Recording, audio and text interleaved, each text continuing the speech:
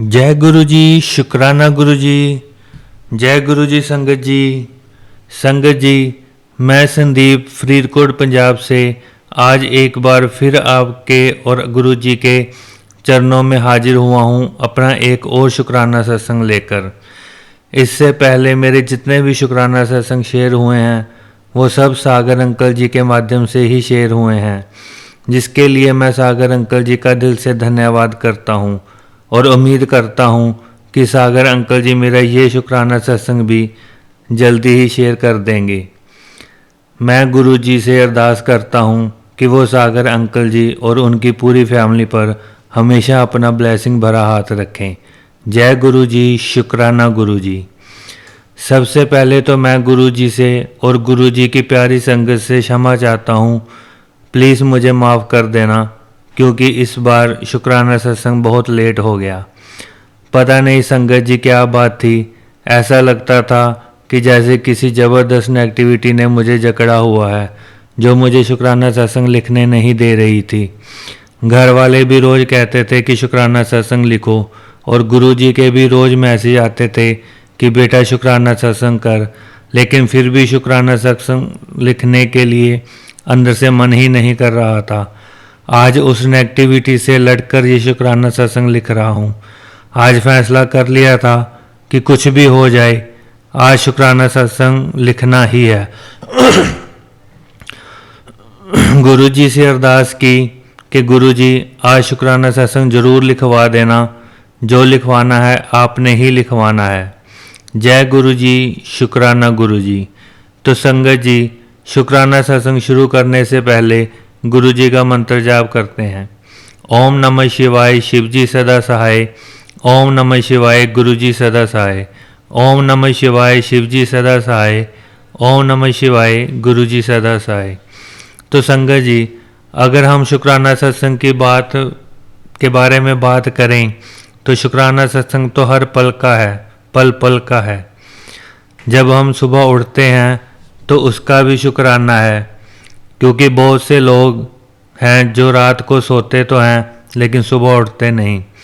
सारे हाथ पैर सही सलामत हैं तो उसका भी शुक्राना है, क्योंकि बहुत से लोग इस दुनिया में अपाहिज हैं। तंदुरुस्त हैं, चल फिर रहे हैं तो उसका भी शुक्राना है, क्योंकि बहुत से लोग अस्पतालों में पड़े हैं।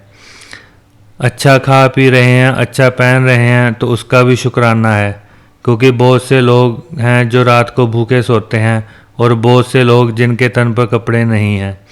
इसलिए हर घड़ी हर पल गुरु जी का शुक्राना करते रहना चाहिए। जय गुरु जी। शुक्राना गुरु जी। अनंतम अनंतम शुक्राना गुरु जी। तो संगत जी, अब बात करते हैं उन खास ब्लेसिंग्स की जो गुरु जी ने हमें दी हैं, जिसमें सबसे बड़ी ब्लेसिंग ये है कि लगभग महीना डेढ़ महीना पहले अचानक मेरी तबीयत बहुत ज़्यादा ख़राब हो गई थी।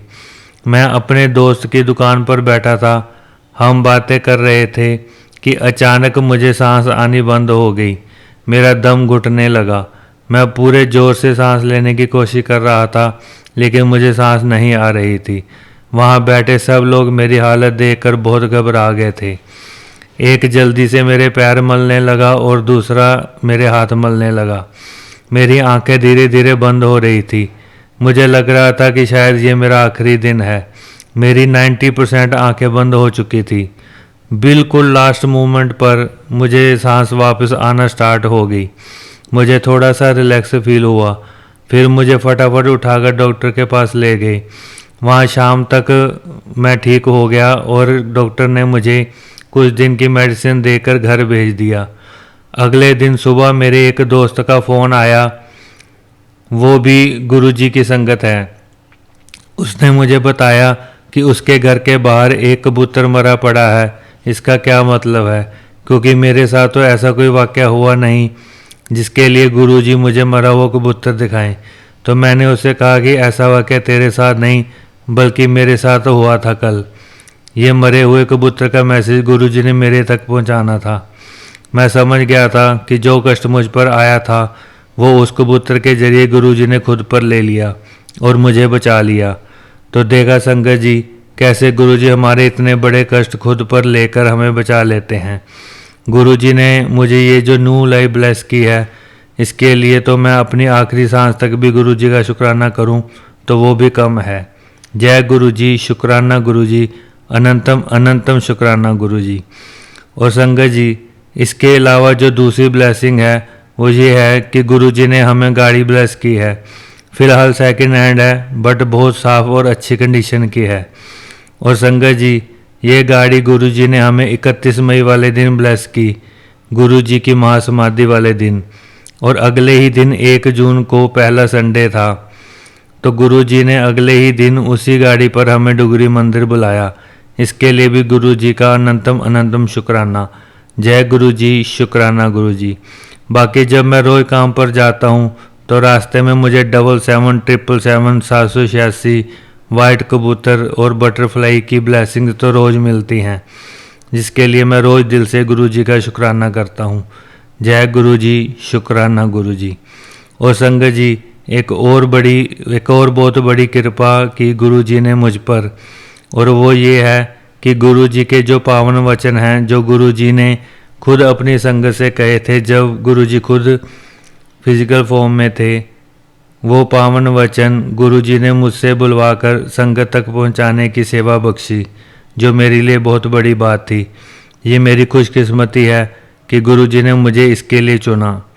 इस बात के लिए भी मैं दिल से गुरु जी का अनंतम अनंतम शुक्राना करता हूँ। जय गुरु जी, शुक्राना गुरु जी। और संगत जी, एक और शुक्राना सत्संग है जो मैं शेयर करना चाहता हूँ। वो ये है कि मुझे एक पर्सनल लोन की ऑफ़र आई तो मैंने वो अप्लाई कर दिया। अगले दिन वेरिफिकेशन के लिए एक आदमी घर आया। सारा पेपर वर्क पूरा होने के बाद उसने जो लोन अमाउंट हमें बताई वो हमारी ज़रूरत से बहुत कम थी। पहले तो हमने लोन ना लेने का फ़ैसला किया, फिर सोचा कि चलो जो मिल रहा है वो तो ले लो, तो हमने उसको प्रोसेसिंग कंप्लीट करने को कहा। तो गुरु जी की ऐसी कृपा हुई कि प्रोसेसिंग के चलते चलते उसने कहा कि आपकी लोन अमाउंट इंक्रीज़ हो गई है। फिर भी ये अमाउंट अभी भी उस अमाउंट से कम थी जो हमने सोची थी, लेकिन फिर भी हम बहुत खुश हुए कि चलो कुछ अमाउंट तो बढ़ी। हमने उसे कहा कि ठीक है, आप ओके कर दो। सारी प्रोसेसिंग कंप्लीट होने के बाद वह बोला कि मैं ऑफिस जाकर आपकी फ़ाइल सबमिट कर देता हूँ। उसके जाने के लगभग आधे घंटे बाद उसका फ़ोन आया। वो बोला कि आपकी लोन अमाउंट एक बार फिर इंक्रीज़ हो गई है। अब ये अमाउंट उतनी ही थी जितनी हमें चाहिए थी।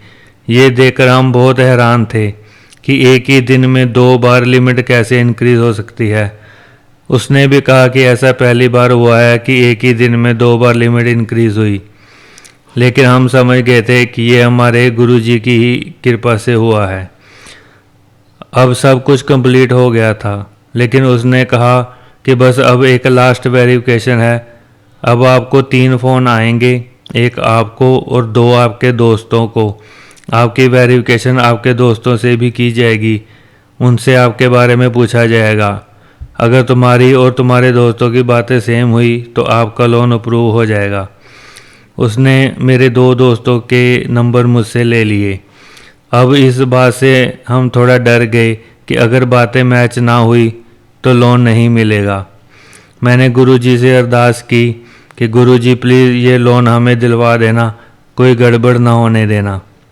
तो संगत जी, आप यकीन नहीं मानोगे गुरुजी की ऐसी कृपा हुई कि आधे घंटे बाद मेरे फ़ोन पर मैसेज आया कि आपका लोन अप्रूव हो गया है। मतलब कि गुरुजी ने वो फ़ोन आने ही नहीं दिए जिसका मुझे डर था। ना मुझे कोई फ़ोन आया और ना ही मेरे दोस्तों को कोई फ़ोन आया। गुरुजी ने सीधा ही लोन अप्रूव करवा दिया। जय गुरुजी, शुक्राना गुरुजी, अनंतम अनंतम शुक्राना गुरुजी। और इसी के साथ एक और चमत्कार किया गुरुजी ने। अगले ही दिन मैं कुछ पैसे निकलवाने बैंक गया। जिस काउंटर से पैसे निकलवाने थे उस काउंटर पर पहले से 10 से 12 लोगों की लाइन लगी हुई थी। मैं भी लाइन में लग गया, लेकिन उस दिन मुझे थोड़ी जल्दी थी। मुझे कुछ और काम भी था, लेकिन लाइन लंबी थी तो मुझे लग रहा था कि यहाँ बहुत टाइम लग जाएगा। तभी मेरी नज़र साथ वाले काउंटर पर पड़ी। उस काउंटर पर एक भी आदमी नहीं था। तो मैं अपने मन में बस यूं ही गुरुजी से कहने लगा कि काश गुरुजी ये साथ वाले काउंटर वाला मुझे कहे कि तू यहाँ आ जा, तुझे यहाँ से पैसे दे देता हूँ, जो कि पॉसिबल नहीं था क्योंकि हर काउंटर पर अलग अलग काम होता है। लेकिन संगत जी, तभी वहाँ बहुत ज़्यादा हैरान करने वाली बात हुई। जैसा मैंने मन में सोचा था वैसा ही हुआ। गुरुजी ने बिल्कुल वैसा ही कर दिया। जो सर साथ वाले काउंटर पर बैठे थे उन्होंने इशारे से मुझे बुलाया और बोला, लाओ अपना वोचर दो तो मैं यहाँ से पैसे दे देता हूँ। उसने मुझे सारे पैसे 500 के नोटों में दिए। मैंने उनसे कहा कि कुछ नोट 100 वाले दे दो, तो वह बोला कि चुपचाप ले जा, शुक्र कर मैंने तुझे पैसे दे दिए, वरना ये मेरा काम नहीं था। उस वक्त मुझे बिल्कुल ऐसा लगा जैसे गुरुजी ने खुद उसके अंदर आकर मुझे पैसे दिए हों, वरना आज तक बैंक में ऐसा नहीं हुआ। सारी लाइन वैसे की वैसे थी और मुझे सबसे पहले पैसे मिल गए। ये भी गुरुजी का एक करिश्मा ही था। इतनी छोटी छोटी बातों का भी गुरुजी कितना ध्यान रखते हैं। जय गुरुजी, शुक्राना गुरुजी, शुक्राना मेरे प्यारे गुरुजी। तो संगत जी, अब मैं गुरुजी के मंत्र जाप से अपने इस शुक्राना सत्संग को विराम देता हूँ और तमाम संगत की सुख शांति के लिए गुरुजी के चरणों में अरदास करता हूँ। गुरुजी सबकी झोली खुशियों से भरे। जय गुरुजी, शुक्राना गुरुजी। ओम नमः शिवाय, शिवजी सदा सहाय। ओम नमः शिवाय, गुरुजी सदा सहाय। ओम नमः शिवाय, शिवजी सदा सहाय। ओम नमः शिवाय, गुरुजी सदा सहाय। जय गुरुजी, शुक्राना गुरुजी, अनंतम अनंतम शुक्राना गुरुजी महाराज। जय गुरुजी। जय गुरुजी, शुक्राना गुरुजी। संगत जी, ये मेरा शुक्राना सत्संग है गुरु पाक के चरणों में समर्पित। और गुरुजी, मैं आपका सत्संग आपकी कृपा से कर रही हूँ, क्योंकि गुरुजी का बहुत दिन से मैसेज आ रहा है कि कुड़िया सत्संग कर, अपना शुक्राना सत्संग कर। लेकिन संगत जी, ये कुछ तो मतलब क्या ही मैं बोलूँ, जैसे मैं इधर भी थोड़ा बहुत ना बहुत जैसे कि शांत शांत सा रहना और मेरा और मतलब कोई चीज में ना मन नहीं लगना, ऐसा कुछ था। तो मेरा सत्संग भी मैं बिल्कुल नहीं कर पा रही थी। अब मैं इसे नेगेटिविटी बोलूं क्या बोलूं वो मुझे नहीं पता, वो गुरु जी जाने। क्योंकि ये भी कहा जाता है कि गुरु जी का सत्संग आप तभी शेयर कर सकते हो जिस दिन गुरु जी की रजा हो जाएगी। तो आज मेरे गुरु जी की रजा है और गुरु जी मैं आपसे विनती करती हूँ कि आपको जो भी शुक्राना सत्संग करवाना है आप मुझे कृपया याद दिला दीजिएगा। तो मैं मंत्र जाप से प्रारंभ करना चाहूंगी। ओम नमः शिवाय, शिवजी सदा सहाय। ओम नमः शिवाय, गुरुजी सदा सहाय। मैं गुरु पाक की बेटी बोल रही हूँ। संगत जी, मेरा फर्स्ट शुक्राना सत्संग है। संगत जी, मैं ज्वाइंट फैमिली में रहती हूँ और तो थोड़ा बहुत आप इतना समझ सकते हैं कि सबका मन नहीं मिलता, सबकी अपनी अलग धारणाएं, अपनी अलग सोच होती है। तो हमारे परिवार में भी कुछ ऐसे सदस्य हैं जिनसे हमारा मन नहीं मिलता, तो आप इतना समझिए कि हमारी पटरी भी नहीं खाती उनसे।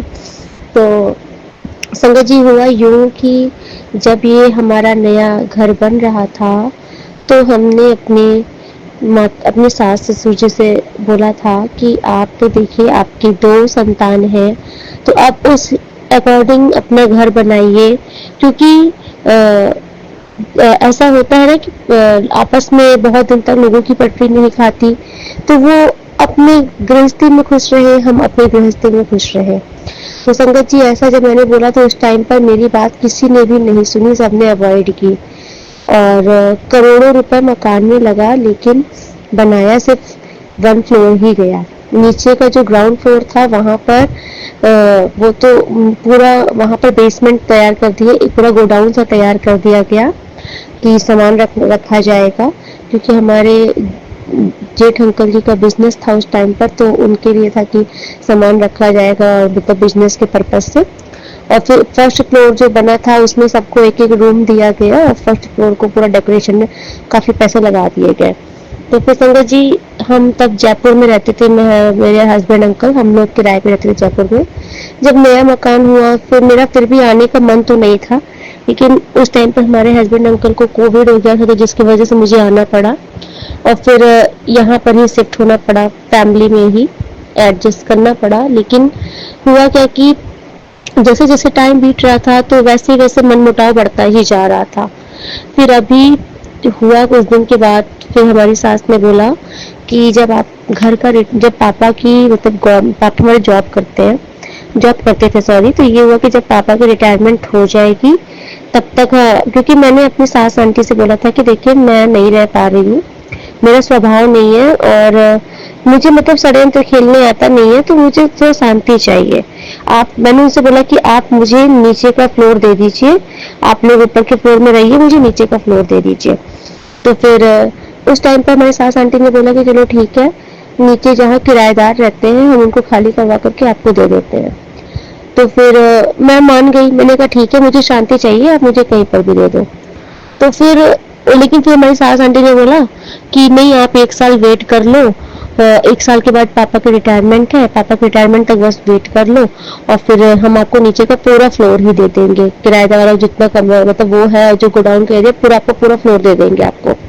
उन्होंने ये चीज बोल करके मुझसे 1 साल बोला कि आप वेट करो। अब मैंने 1 साल तक मतलब वेट किया संगत जी। आप समझ सकते हो संगत जी, जब आपकी बिल्कुल ही नहीं किसी से बन रही है और कोई बहुत ही आपको कोई दुख दे करके कोई सुख में रहता है ना, तो फिर आप सोचो वहां एक दिन भी रहना मुश्किल होता है। फिर मैंने निकाला अपना टाइम, 1 साल से 2 साल, सॉरी 1 साल, हाँ 1 साल से 2 साल मैंने मतलब से काटा। फिर फाइनल वो दिन भी आया जब हमारे ससुर अंकल जी का रिटायरमेंट था। संगत जी जब उनकी रिटायरमेंट थी ना, तो फिर उसके पहले ये हुआ कि मैंने उनसे बोला कि चलो अब तो पापा की रिटायरमेंट हो गई, अब तो फिर भाई मम्मी से बोलो कि हमारा भी कुछ करे। तो फिर ये हुआ कि मम्मी ने बोला ठीक है तुम लोग को नीचे का पूरा फ्लोर दे देंगे। अब संगत जी जैसे ये बात आई वैसे हमारे जेठ अंकल जेठानी अंकल ने ऑब्जेक्शन लगा दिया, बोला कि नीचे का हमारा तक कि हमारा पूरा सामान रखा हुआ है, हम नहीं देंगे इन्हें। फिर मुझे इस बात की बहुत गुस्सा आई कि जब उस टाइम पर मैंने आपसे बोल रही थी कि आप मुझे नीचे का वही पोर्शन दे दीजिए किराए वाला, तो फिर नहीं दिया गया। फिर 1 साल के बाद मुझे वही वाला हाल कर रहे हो कि वहीं पे जाओ, तो मुझे 1 साल मेरा वेस्ट करवाया गया। यही सब फैमिली मैटर था संगत जी, यही सब बहुत सारे मैटर चल रहे थे। तो संगत जी मतलब इतना उसमें षड्यंत्र चल रहा था बहुत सारा। उन लोग का मन नहीं था हमें देने का, उनका तो ये मन था कि ये लोग ना गुस्से में निकल जाए और जाके बाहर किराए पे रह ले, पूरा घर हमारा हो जाए। तो संगत जी लेकिन यही है कि जब गुरु का आपके साथ है ना, तो आपको कोई कुछ बिगाड़ नहीं सकता है। हमारे ठाकुर जी हमारे गुरु जी ने भी पूरी जोर लगा दी। गुरु जी का मैसेज आने लग गया कि पुत्र जो तेरा अधिकार है ना वो किसी को मैं लेने नहीं दूंगा, जो तेरा हक है वो तुझे ही दिला के रहूंगा, तेरा अधिकार कोई छीन नहीं सकता, तू परेशान मत हो, तू रोया मत कर। संगत जी गुरु जी ने मुझे बहुत दिलासा दी। फिर फाइनल जो ये लोग नहीं मान रहे थे, फिर जो भी हो, फिर हमारी फिर सास जो है हमारी सास के मन में ये बात आई। फिर उन्होंने बोला पापा को रिटायरमेंट के बाद जो पैसे मिले थे, फिर उन्होंने डिसीजन लिया कि ऊपर एक फ्लोर और बनवाया जाएगा जो कि पूरा फ्लोर हमारा रहेगा, और फिर ऊपर का पूरा एक फ्लोर बन जाएगा, फिर उसमें हमें शिफ्ट कर दिया जाएगा।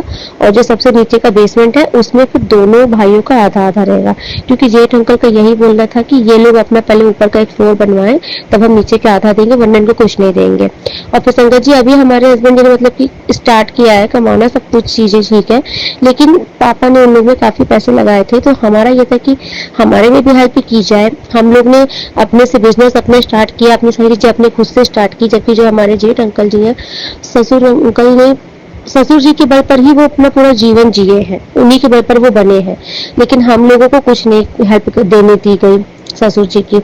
तो फिर लास्ट में जब गुरु जी आए हैं तब जाके हमारे साथ न्याय हुआ है, और फिर हमारे लिए ऊपर बनवाया जा रहा है, और फिर बनवाएंगे उसके बाद जो किस्त वगैरह वो तो हम भरेंगे। लेकिन ये है कि कम से कम जो वो लोग बिल्कुल रेडी ही नहीं थे करने के लिए, वो गुरु जी ने ही इन लोग ऐसी मती फेरी कि अब हमारा भी ऊपर का पोर्शन बनवाया जा रहा है।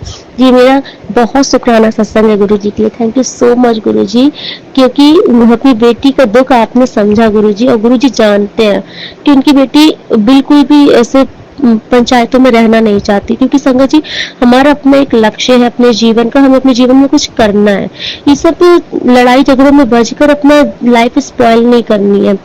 तो संगत जी अभी फिर गुरु जी का मैसेज आता है कि कुड़िए अभी 60 दिन के बाद मैं एक तेरे नए घर में आऊंगा, तेरे हाथ से भोजन करूंगा, तुझे कोई स्पेशल गिफ्ट दे करके जाऊंगा। तो मैंने बोला गुरु जी आप जब 60 दिन बोल रहे हो तो मुझे विश्वास है 60 दिन के अंदर आप कंप्लीट करवा दोगे। संगत जी सारा काम बहुत अच्छे से चल रहा है, लेकिन अभी इधर बारिश होने लग गई थी तो थोड़ा सा काम रुका था। और फिर बस गुरुजी आप देख लीजिए कि वो मतलब लेंटर डलना है तो मिस्त्री वगैरह का सब कुछ व्यवस्था आप करवाइए, क्योंकि संगत जी जब भी कुछ ऐसी प्रॉब्लम आती है ना तो गुरुजी को तुरंत मैसेज आ जाता है कि पुत्र तेरा काम होना है, तेरा 60 दिन के अंदर बनना है, उसके बाद कैसे बनना है उसकी चिंता तेरी नहीं है, वो मेरी चिंता है। तो मुझे विश्वास है गुरुजी कि आप जो करोगे सब सब अच्छा करोगे। और संगत जी एक सत्संग मुझे और इतना प्यारा सत्संग ये लगता है, जब ऊपर मतलब घर बन रहा था तो उस दिन चौखट पूजा थी, तो मिस्त्री ने बोला कि भाई मिठाई वगैरह मंगा लो, आज चौखट लग रहा है। तो फिर संगत जी हम लोगों ने ना मतलब मिठाइयाँ वगैरह मंगाई, गुरुवार का दिन था, मेरा गुरुवार का फास्ट भी था। फिर मैं ना मतलब अपना जोत बत्ती और सब कुछ लेकर के ऊपर गई चौखट की पूजा करने। तो संगत जी मैंने सारी पूजा जब कर ली तो फिर मैंने ना विश्वकर्मा भगवान से भी प्रार्थना की कि विश्वकर्मा जी अब आप संभालिएगा, और आप इतना अच्छा भव्य सबका घर बनाते हैं, देवी देवताओं का सब आपको ही बनाया है, ये भी आपका घर है, इसको बहुत अच्छे से बनाइएगा। संगत जी इतने प्यारा मुझे मतलब अनुभव दिलाया विश्वकर्मा जी ने कि जैसे मैंने ये उनसे प्रार्थना की और जैसे मैंने हाथ जोड़ रखे थे, आइस क्लोज कर रखी थी, जैसे मैंने मतलब अपनी आइस ओपन की, मेरे सामने मेरी नजर पीछे सीधे हथौड़े पर पड़ी। उन्होंने हथौड़े से ये प्रूव किया कि हाँ मैंने तुम्हारी प्रार्थना स्वीकार कर ली, मैं यहीं पर हूँ, क्योंकि विश्वकर्मा जी को इन्हीं का स्वरूप माना जाता है। तो इन्हीं रूप में पूजा की जाती है ना, छीनी हथौड़े इस सब रूप में। तो जो हथौड़े की नजर पड़ी तो उन्होंने भी मुझे बहुत ब्लेसिंग दी कि हाँ मैं बना रहा हूँ स्वयं घर, तुम परेशान मत हो। तो thank you so much Guru ji, thank you so much Vishwakarma ji. और हाँ संगत जी ये मेरे घर का सत्संग था जो कि गुरु जी की कृपा से बन रहा है। और आजकल गुरु जी की कृपा से बहुत सारी बटरफ्लाइज के दर्शन होते हैं, बहुत कलरफुल बटरफ्लाइज के दर्शन होते हैं, और बटरफ्लाई से बगल से गुजर कर जाती है, बहुत अच्छा लगता है। हाँ संगत जी एक मेरा सत्संग और है, सब बटरफ्लाई से मुझे याद आ गया। संगत जी एक मैं सपना देख रही थी, मैंने सपने में देखा, क्योंकि संगत जी मुझे गुरुजी ना मैं सत्संग सुनवा रहे थे कि बेटे के ऊपर कष्ट है करके। फिर उसी दिन गुरुजी ने सपना मुझे दिखाया कि मैं किसी एक घर पर गई हुई हूँ और वहां पर वो कोई मतलब कि बहुत मतलब उस घर के जो ओनर वगैरह है ना वो लोग काफी साल पहले मतलब खत्म हो गए हैं। आप ये समझ लीजिए कि हम लोग जैसे किसी किले उले में जाते हैं तो जो राजा वाजा होते हैं खत्म हो जाते हैं, उनका किला तो रहता है ना, तो वैसे किसी जगह पर हम लोग गए हैं तो हम लोग वहां पर बातें कर रहे हैं कि ये किसी बहुत धनी व्यापारी का घर था, कभी वो लोग रहते थे यहाँ पर, ये है वो है। फिर वहां कोई पूजा वूजा चल रही है, ऐसा कुछ सीन मैंने देखा। फिर मैंने देखा क्या कि मेरा बाबू अभी 3 साल का ही है, मैंने उसको देखा कि ये सीढ़ी चढ़ करके साइड में एक कोई जगह थी वहां पर गया, और संगत जी वो जगह मोस्टली क्लोज्ड थी, मतलब वो थोड़ी सी हॉरर प्लेस था, वो मतलब बंद रहता था वो इलाका वहां का। और मेरा बाबू सीढ़ी चढ़ के वहां पर चला गया। तो मैं देख रही थी कि वहां पर ना एक गेट था, मतलब कि हाँ कांच वाला दरवाजा था वहां पे ऐसा कुछ, और अंदर से कोई स्पिरिट कोई आत्मा सी थी वो, और वो ना मतलब मेरे बच्चा से मतलब कि अंदर से हाथ हिला रहे थे, मेरे बेटे को ऐसे हाय कर रही थी ऐसे कुछ करके, और मेरा बाबू ना मतलब उससे बातें करने लग गया, मतलब उसको बोल रहा था कि मुझे तो मम्मा ये देखो। अब मैं फिर मैंने किसी से पूछा, मैंने कहा वहां पे तो कोई जाता नहीं है ना, वहां पे तो मतलब वो भूतिया प्लेस है। सब बोले हाँ। मैंने कहा मेरे बाबू किससे बात कर रहा है, मैंने देखा कि वहां से अंदर से कोई झांक के मेरे बच्चे से बात कर रहा है। फिर मैं बहुत तेज से भागते भागते गई, फिर मैं अपने बेटे को गोद में उठा करके वहां से भागते हुए नीचे लेकर के आई। फिर संगत जी मैंने अंदर ही देखा, मैंने शायद अपनी जेठानी आंटी को सपने में देखा, और फिर मैं ये नहीं समझ पाई कि वो गुरुजी आए थे जेठानी के रूप में, कि वो जेठानी का क्या था, मुझे सीन समझ नहीं आया। लेकिन थोड़ी देर के बाद ही मैंने वहां पे मतलब क्या बातें हुई मुझे ये समझ नहीं आई, कुछ बातें हुई थी जेठानी से मेरी, बातें क्या हुई वो मुझे याद नहीं है। लेकिन थोड़ी देर के बाद ही मैंने देखा कि वहां बहुत अच्छी सी हवा चलने लगी है, और वहां पर एक छोटा सा प्लांट टाइप का कोई छोटा सा पेड़ था, पौधा सा था, और तब मैंने देखा कि बहुत अच्छी हवा चल रही है, और उस पौधे में बहुत सारी सी बटरफ्लाई सी पौधे में उड़ने लगी, आसपास बहुत सारी बटरफ्लाई उड़ने लग गई। बस हाँ ये इतना सा सत्संग मुझे मतलब सपना मुझे याद है। फिर जब मेरी नींद खुली ना तो फिर मैंने सोचा कि हाँ गुरु जी को मैंने शुक्राना कि गुरुपा के आपने सत्संग बता रहे थे और आपने मेरे बाबू का वाकई अपने नाती का कोई कष्ट काटा है संगत जी सपने में आकर के, जो कि गुरु जी ने प्रूफ दिया था कि बटरफ्लाई के रूप में गुरु जी थे, गुरु जी ने सारा संकट दूर किया है। अनंतम शुक्राना गुरु जी। और अभी भी संगत जी सत्संग आता रहता है बच्चे का, क्योंकि सत्संग संगत जी देखिए बोलना नहीं चाहिए, लेकिन गुरुजी बोलते हैं कि तेरे घर पे, तेरे घर के ही अंदर ना एक हस्बैंड वाइफ कपल है जो कि तेरी हर खुशियों से जलते हैं, तेरे काम को बंधन लगाना चाहते हैं, तुम हस्बैंड वाइफ के रिश्तों को बंधन लगाना चाहते हैं, तुम्हारे बच्चे का सुख वो करना चाहते हैं। और संगत जी हाँ, ये रियलिटी है। ये जिनकी बात गुरु जी करते हैं वो हमारे जेठ और जेठानी ही है। तो अभी तक तो जेठानी है, तब मुझे अभी लगता है कि जेठ भी इनसे मिल चुके हैं। लेकिन संगत जी मुझे गुरुजी पर पूरा विश्वास है। गुरुजी यही बोलते हैं कि तू परेशान मत हो पुत्र, मैंने इनकी सारी काली क्रियाएं को बैकफायर दे दी है। और विश्वास है संगत जी, क्योंकि मैं ना इनके चक्कर में पड़ती नहीं हूँ। मैं सिर्फ अपने रास्ते रहती हूँ, अपना पूजा पाठ, अपनी चीजों में मस्त रहती हूँ। लेकिन उस पर भी ना इन लोगों को अगर हमसे प्रॉब्लम रहती है तो फिर मैं गुरुजी को सरेंडर करती हूँ और गुरुजी ही इनकी सारी चीजें इनको बैकफायर दे। क्योंकि संगत जी जो बुरे लोग होते हैं ना, अगर उनको उनकी करनी का सजा नहीं मिलेगी ना तो उनको कभी एहसास नहीं होगा कि वो बुरे हैं और वो गलत करते हैं। जब वो उस सिचुएशन को डील करते हैं, झेलते हैं, तब उनको दूसरों की कष्ट और पीड़ा का एहसास होता है। तो ये कभी नहीं बोलना चाहिए कि वो मेरे साथ अत्याचार पे अत्याचार कर रहा है और हम ना भगवान उसको कुछ ना हो, ऐसा कभी नहीं बोलना चाहिए संगत जी। आप सीधे बोलिए कि प्रभु इनको सद्बुद्धि दीजिए, चाहे सीधी उंगली से दीजिए चाहे टेढ़ी उंगली करके दीजिए, लेकिन इनका दिमाग ठिकाने लगाइए। इनका दिमाग जब ठिकाने में आएगा ना, जब ये खुद उस चीज को महसूस करेंगे अपने जीवन में, तभी ये दूसरों को कष्ट देना, पीड़ा देना बंद करेंगे।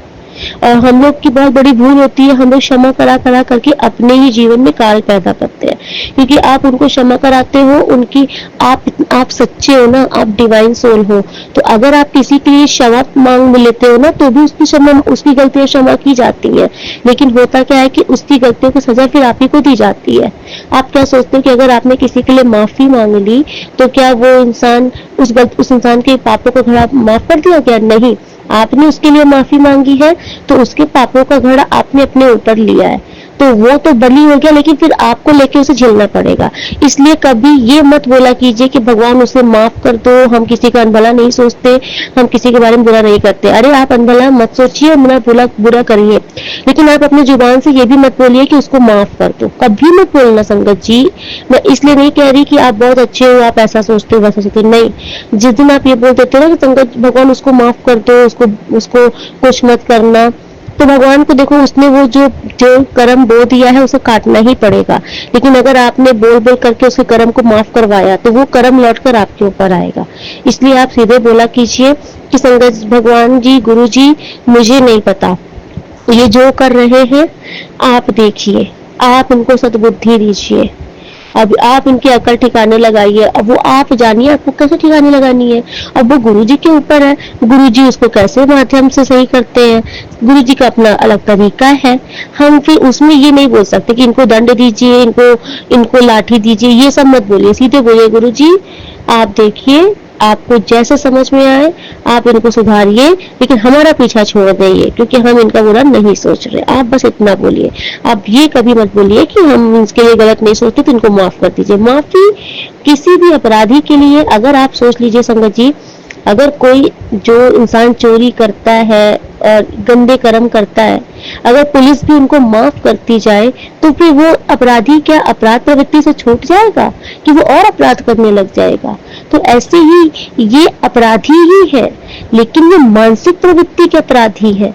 ये जगत में रह करके, सांसारिक जीवन में, गृहस्थ जीवन में रह करके भी ये अपराधी बहुत बड़े हैं, लेकिन मानसिक प्रवृत्ति के, कैसे? दूसरों से ईर्ष्या करना, दूसरों की अच्छी चीजें बिगाड़ देना, ये इस प्रवृत्ति के अपराधी है। तो इनको भी सजा मिलनी अनिवार्य है, वरना इनका अपराध और बढ़ता जाएगा। और इनको सजा देने वाले विधाता बैठे हैं, हमारे गुरु जी बैठे हैं, वो उनका अपना रूल है, तरीका है, वो खुद देंगे सजा। मुझे ऐसा नहीं पता जी किसके लिए है, कि जिस संगत जिसके लिए होगा गुरु जी पहुंचा रहे हैं उन तक, क्योंकि कोई संगत तो यहाँ पर ऐसी है जो कि गुरु जी से माफी मांग मांग करके उनका कर्म अपने ऊपर ले रही है। इसलिए गुरु जी उनको समझा रहे कि पुत्र ऐसा ना कर, ऐसा करके तू अपने जीवन में जंजाल और न बेड़ संगत जी। और आज के सत्संग में यही पर पूरा करती हूँ। और संगत जी जब गुरु जी जो याद दिलवाएंगे मैं वो सत्संग करूंगी। तो आज के सत्संग के लिए मैं यहीं पर विश्राम करती हूँ। ओम नमः शिवाय, शिव जी सदा सहाय। ओम नमः शिवाय, गुरु जी सदा। जय गुरु जी, शुक्राना गुरु जी।